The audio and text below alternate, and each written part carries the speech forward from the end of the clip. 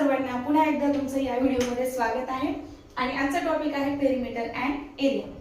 बघा, स्पर्धा परीक्षा म्हटलं की वेगवेगळ्या प्रकारचे प्रश्न येतात। डायरेक्टली पेरिमीटर फाइंड आउट करा, एरिया फाइंड आउट करा असे प्रश्न थोडंसं येतात, कमी प्रमाणात येतात, पण त्याच वरती आपल्या डेली लाईफ मधले काही प्रॉब्लेम टाकून त्यावरती प्रश्न विचारलेले असतात। एकदम सोपे असतात, फक्त त्याला समजून घ्यावं लागतं। आता दिलेला प्रश्नच पहा। From a rectangular sheet of paper, एक रेक्टँग्युलर पेपरची शीट आहे ज्याच्यामध्ये लेंथ आहे 72 सेंटीमीटर अँड विड्थ आहे 40 सेंटीमीटर। इथपर्यंत प्रॉब्लेम कळाला। पहा, कोणताही प्रश्न सोडवण्याच्या आधी तो प्रश्न क्लिअर पूर्ण वाचणं गरजेचं आहे आणि त्याला प्रॉपर अंडरस्टँड करणं गरजेचं आहे। प्रश्न इथपर्यंत समजला की एक रेक्टँग्युलर शीट आहे आणि त्या शीटची लेंथ 72 सेंटीमीटर आणि विड्थ 40 सेंटीमीटर आहे।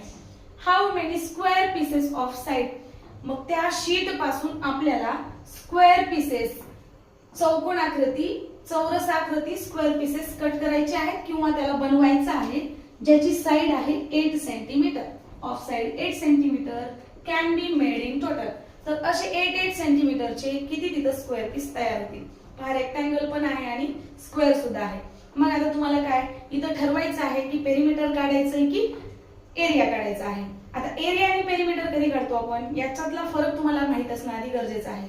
तर एरिया काढते वेळेस ज्यावेळेस आपण सरफेस वरती काउंट करतो, म्हणजे एखादा फ्लोर असेल तर त्याच्यावरती जेव्हा फरशांचं टाइल्स बसवलेले असतात, फरशा बसवलेल्या असतात, म्हणजे त्या सरफेस वरती बसवलेल्या असतात, ते म्हणजे त्या रेक्टँग्युलर असेल शेप मध्ये किंवा स्क्वेअर शेप मध्ये असेल, तुमच्या हॉलची लेंथ वगैरे दिलेली असेल त्याच्यावरती टाइल्स बसवायचे असतील, तर तेव्हा काय असतं ते एरिया काढायचा असतो। आणि पेरिमीटर कधी काढायचं असतं तर एखादं गार्डन आहे किंवा एखादं शेत आहे ज्याला कुंपण लावायचंय, साइडनं त्याचं लांबी मोजून तुम्हाला करायचंय, तर त्यावेळेस पेरिमीटर काढायचं असतं। ह्या बेसिक कन्सेप्ट आहेत। मग इथं काय आहे, एक रेक्टँग्युलर शीट आहे ज्याची लेंथ काय म्हटलं इथं 72 सेंटीमीटर आणि विड्थ काय म्हटलेलं आहे 40 सेंटीमीटर। आणि या शीट पासून आपल्याला स्क्वेअर शेप असलेले ज्याची साइड 8 सेंटीमीटर आहे अशा छोट्या छोट्या स्क्वेअर्स तुम्हाला काढायचे आहेत। किती होतात हे टोटल मध्ये हे तुम्हाला ठरवायचं आहे। म्हणजेच आपण काम कुठं करतोय, त्या स्क्वेअरच्या शीट वरती करतोय, साइड न करत नाही। म्हणजे तुम्हाला इथं एरिया काढायचा आहे। तर एरिया काढण्यासाठी तुम्हाला आता इथं स्क्वेअर पण दिलेला आहे आणि रेक्टँगल पण दिलेले आहे, त्यामुळं आणि किती काढायचे हे पण विचारले, तर त्यामुळे तुम्हाला सगळ्यात आधी रेक्टँगलचा पूर्ण एरिया तुम्हाला आधी काढून घ्यावा लागेल आणि त्यानंतर स्क्वेअरचा एरिया तुम्हाला काढून घ्यावा लागेल। रेक्टँगलच्याच वरती आपण स्क्वेअरची शीट आपण तिथं छोटे छोटे पीसेस काढणार आहोत। तर त्यामुळे पहिल्यांदा पहिल्या स्टेप मध्ये find out the area of rectangle. तर काय आहे सूत्र, लेंथ इंटू ब्रेथ। लेंथ किती आहे 72 सेंटीमीटर आणि ब्रेथ आहे 40 सेंटीमीटर। ओके, तर 0 इथं पुट करा आणि त्यानंतर 4 2 जा 8 आणि 7 4 जा 28 स्क्वेअर सेंटीमीटर हा रेक्टँगलचा एरिया। त्यानंतर एरिया ऑफ स्क्वेअरचा काढून घ्या, कारण त्याच रेक्टँगलच्या शीट वरून आपण हे स्क्वेअर पण काढणार आहोत, त्याचे पीसेस काढणार आहोत। त्यामुळे याचा एरिया आपल्याला एका स्क्वेअरचा एरिया किती येतो ते काढून घ्यावं लागेल। याचा फॉर्म्युला आहे साइड इंटू साइड किंवा साइडचा स्क्वेअर। 8 इंटू 8 सेंटीमीटर त्याची साइड आहे म्हणून 64 स्क्वेअर सेंटीमीटर हा त्याचा एरिया झाला। मग आता पुढे काय, पुढे तुम्हाला area of rectangle divided by area of square करावं लागेल। तुम्हाला किती तिथं स्क्वेअर पीसेस होतात 8 सेंटीमीटर साइड असलेले हे काढायचं आहे म्हणून। सो एरिया ए लिहिते मी, एरिया ऑफ आर म्हणजे रेक्टँगल आणि एरिया ऑफ एस म्हणजे स्क्वेअर। सो इथे लिहून घेते मी 2880 डिवाइडेड बाय 64। पहा, आता लॉंग डिव्हिजन आहे, कट मेथडने लवकर येतं हे। आता कट मेथड येण्यासाठी डिव्हिजिबिलिटी टेस्ट माहित असणं पण गरजेचं आहे, जेणेकरून उत्तर पटकन येईल।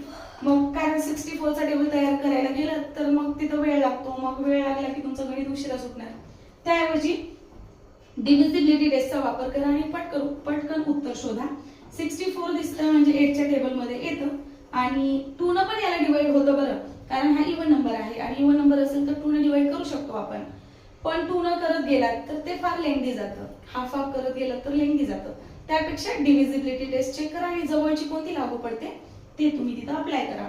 आता तुमच्यासाठी 8 ची आपण इथं लागू करू शकतो, कारण इथं 8080 आहे, 8 च्या टेबल मध्ये येतं आणि खाली 64 आहे ते पण 8 च्या टेबल मध्ये येतं. तर 8 8 जा 64, 8 ने डिवाइड करूया आणि नंतर त्यानंतर इथं 28 आहे, 28 ला डिवाइड होतं का 8 न, 8 3 जा 24 येतं, म्हणून 28 तर टेबल मध्ये येत नाही, म्हणून 3 चा आपण इथं 3 ने त्याला डिवाइड करू शकतो. 8 3 जा 24 राहिले किती 4, 28 मधून 24 मायनस केले झाले इथं 48. 8 च्या टेबल मध्ये 48 आहे का, आहे. 8 6 जा 48 आणि हा 0 जशाला तसा, म्हणजे तुमचं उत्तर किती आलं 360 डिवाइडेड बाय 8.